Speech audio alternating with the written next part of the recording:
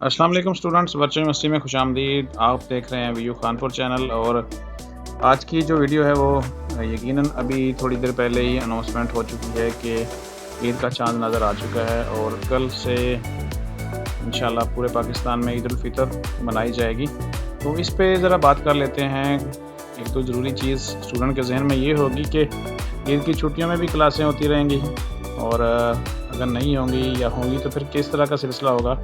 चलें आपकी टेंशन ख़त्म करते हैं और इस वीडियो में मज़ीद आगे बढ़ते हैं। और मैं थोड़ी सी आपको एक बता देता हूँ। एलएमएस यकीनन स्टूडेंट को ये परेशानी होगी कि जिन्होंने अभी तक कुछ अपने लेक्चर्स पहले वीक के कंप्लीट नहीं किए, तो इस हवाले से थोड़ी सी टेंशन होगी उन लोगों को कि अब क्या करेंगे।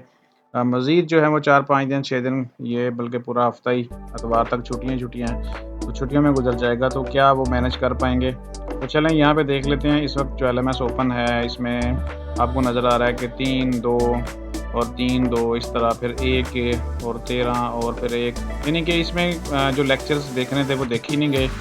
और मैं अगर थोड़ा सा बता दूँ आपको प्रोग्रेस में जाके, तो यहाँ पे देखें आपको एब्सेंट लगी हुई है। उसके बाद अगले में भी एब्सेंट है इस वीक 2 में, और उसके बाद फिर आगे एब्सेंट है।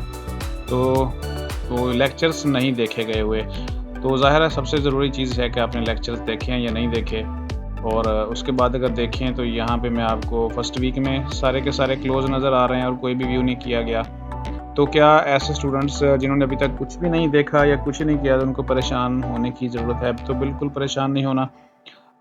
सिंपल है। ये जो भी काम आपका पेंडिंग है आप ईद के बाद प्रॉपरली कंप्लीट कर सकते हैं। और जितनी आप छुट्टियां हैं ईद की आपके सामने, तो आप उनको एंजॉय करें और बिल्कुल भी टेंशन इस चीज़ की ना लें स्टडी के हवाले से। तो जितनी छुट्टियां हैं उसको एंजॉय करें, उसके बाद ये प्रॉपरली आप काम अपना कर सकते हैं कंप्लीट।